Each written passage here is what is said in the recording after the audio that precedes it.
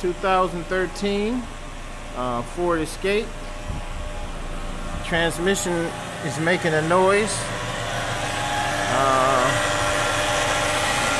It's coming from here, you can hear that there.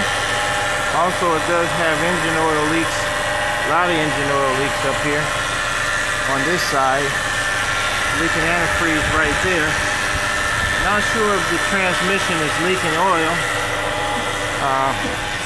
but we're checking this at the moment, and it's coming out dirty. It's complete dirty, so it's burnt up. We put some fluid in here, but we want to let it run until it stopped running to see if it was low.